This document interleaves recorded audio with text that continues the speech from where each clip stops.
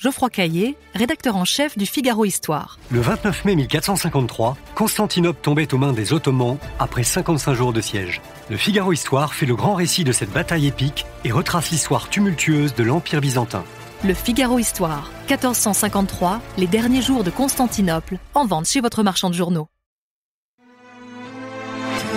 Les podcasts du Figaro.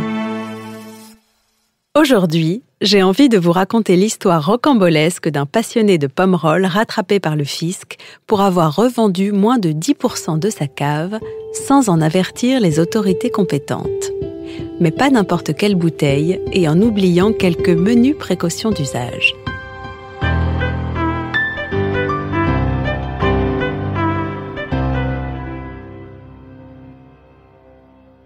Que ceux qui ont pris pour habitude de revendre leurs cadeaux de Noël se rassurent, le fisc s'avère bien plus sévère à l'endroit des buveurs de vin que des marchands d'encyclopédies. C'est du moins ce que nous amène à penser l'histoire de cet innocent collectionneur puni d'une amende de près de 72 000 € pour avoir revendu 60 bouteilles de Pétrus à un négociant bordelais. À première vue, rien ne prédestinait ce citoyen ordinaire et salarié à écoper un jour d'un contrôle fiscal, la revente de vin n'étant pas considérée comme une pratique hautement illégale. Seulement voilà, ayant acheté 60 bouteilles de Pétrus pour 25 620 € en 2011, 2012 et 2013 auprès de la maison Duclos, le collectionneur les a revendues à un autre négoce girondin en 2012, 2013 et 2015 pour la somme de 98 400 €. Soit une confortable bonification de 72 780 € et une mise multipliée par 3. Mais ce n'est pas tout.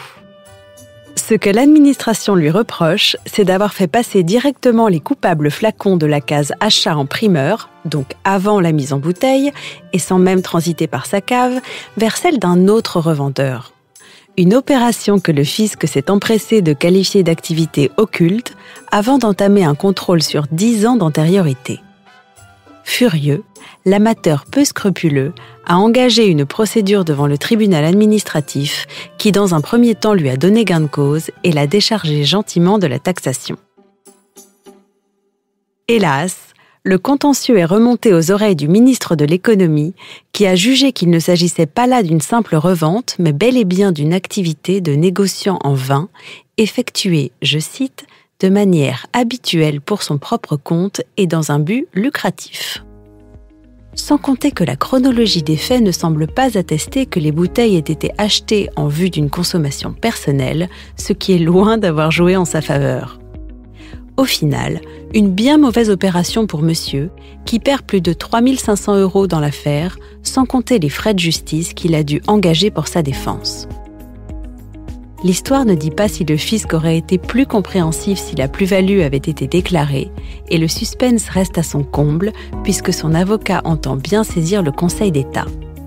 Affaire à suivre, mais en attendant, je vous conseille de protéger vos pommerolles.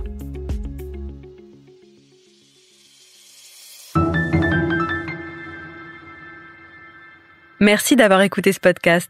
Je suis Alicia Doré, journaliste vin.